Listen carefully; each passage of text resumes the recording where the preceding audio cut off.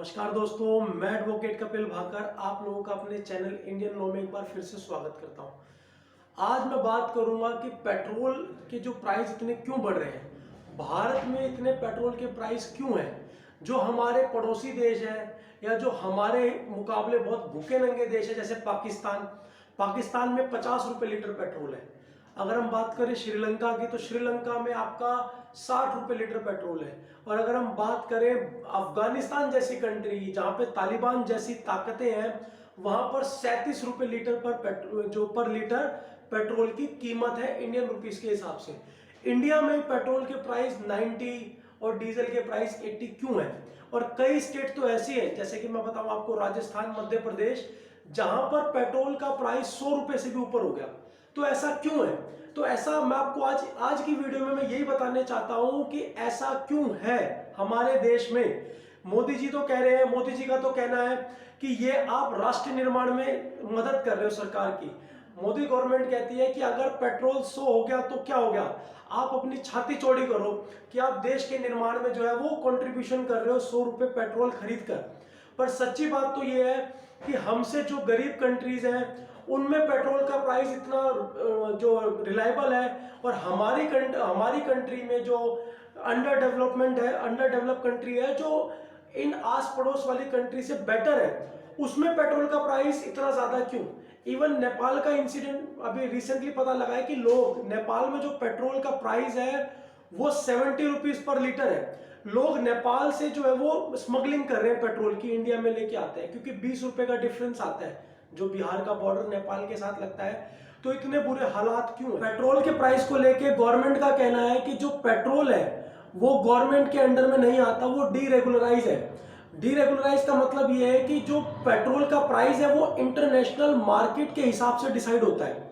International market में अगर petrol की डिमांड बढ़ेगी, तो ये बेसिक इकोनॉमिक्स है कि अगर पेट्रोल किसी भी चीज की डिमांड बढ़ती है तो उसका जो इक्विलिब्रियम प्राइस होता है वो बढ़ जाता है। और अगर उसकी डिमांड कम होगी, जैसा कि लॉकडाउन के दौरान हुई थी, तो पेट्रोल का जो कच्चे तेल का जो प्राइस था वो नेगेटिव में चला गया था।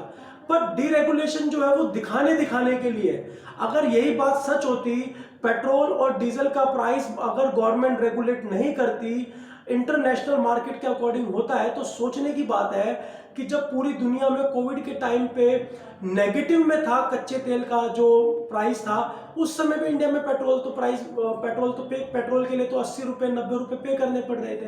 तो ऐसा कैसे हो सकता है? तो इसको मैं समझाने के लिए आपको बताता हूं कि जैसे पेट्रोल जो है उनका प्राइस भारत में कितना है, 90 रुपीज। 90 रुपीज में से हम बात करें तो बेस प्राइस कितना है? बेस प्राइस पेट्रोल का है सिर्फ 31 रुपीज। बाकी 32 रुपीज के अबाउट जो है वो सरकार का, सेंट्रल गवर्नमेंट का सेंटर एक्साइज टैक्स लगा हुआ है उसके ऊपर, और 20 रुपए के आसपास आपका स्टेट का वैट लगा हुआ है। और उसके बाद जो मिसलेनियस एक्सपेंस मिलाकर ये जो पेट्रोल है वो हमको 90 रुपीज का पड़ता है। मतलब आप अगर 90 रुपए लीटर पेट्रोल खरीद रहे हो तो आप उसमें से 60% के आसपास जो है वो टैक्स पे करते हो, बाकी 40% ही उसकी जो है कॉस्ट है।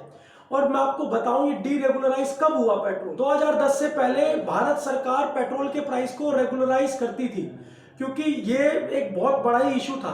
बट 2010 में मनमोहन सरकार ने क्या किया, पहले पेट्रोल पे से जो आपका डीरेगुलराइज कर दिया, पेट्रोल को रेगुलराइज करना बंद कर दिया। और 2014 में जब मोदी गवर्नमेंट आई तो मोदी गवर्नमेंट ने डीजल को भी रेगुलराइज करना बंद कर दिया। जिसके बाद फिर 2017 में, और 2014 से लेकर 17 के बीच क्या होता था कि 1 तारीख को पेट्रोल का प्राइस बदलता था देश में, और 16 तारीख को, क्योंकि 2 बार पेट्रोल के प्राइस के अकॉर्डिंग जो इंटरनेशनल मार्केट में फ्लक्चुएशन होती थी, तो हर महीने की 1 तारीख को और 16 तारीख को पेट्रोल का प्राइस चेंज होता था। बट मोदी गवर्नमेंट ने 2017 में, जून 2017 में एक नया अमेंडमेंट किया और पेट्रोल का प्राइस जो है वो डेली बदलना शुरू कर दिया। अब हर दिन सुबह आपका पेट्रोल का न्यू प्राइस आता है, उसके अकॉर्डिंग आपका पेट्रोल या डीजल महंगा होता है या सस्ता होता है। गवर्नमेंट चाहे तो रिलीफ देने के लिए इसमें आपका एक्साइज और वैट को कम कर सकती है, स्टेट गवर्नमेंट भी हेल्प कर सकती है, सेंट्रल गवर्नमेंट भी हेल्प कर सकती है, पर कोई गवर्नमेंट करने को तैयार नहीं। अभी कच्चे तेल का दाम बढ़ रहा है तो ये लोग पेट्रोल के प्राइस को बढ़ाए जा रहे हैं। अगर कच्चे तेल का प्राइस जब गिरेगा तो इस पेट्रोल को वापस कब थोड़ी ना किया जाएगा। अब जो जितना बढ़ गया वो तो बढ़ गया, गवर्नमेंट के पास जो पैसा जा रहा है वो तो जा रहा है। बट कुछ गवर्नमेंट जो है वो देश की अच्छी है। मेघालय गवर्नमेंट ने इनिशिएटिव लेते हुए 5 रुपए कम किए हैं अपने जो स्टेट वैट में से, और कोलकाता गवर्नमेंट ने भी 1 रुपए से लेके 2 रुपए तक इसके अंदर जो है वो कटौती की है। और फाइनली मैं बीजेपी गवर्नमेंट को थैंक्स कहना चाहता हूं। 2020 से लेके अब तक 2021 में ये एक्साइज में, सेंट्रल एक्साइज पेट्रोल में 13 रुपए बढ़ा चुके हैं और डीजल में 16 रुपए बढ़ा चुके हैं। 2020 से 2021 का डाटा बता रहा हूं मैं आपको। 2020 के शुरुआत में जो पेट्रोल पर एक्साइज ड्यूटी थी वो 20 रुपीज थी, जिसको गवर्नमेंट ने बढ़ा के 33 रुपीज कर दिया, और डीजल पे भी बढ़ा के इसको 16 रुपीज से डीजल पे भी बढ़ाया है।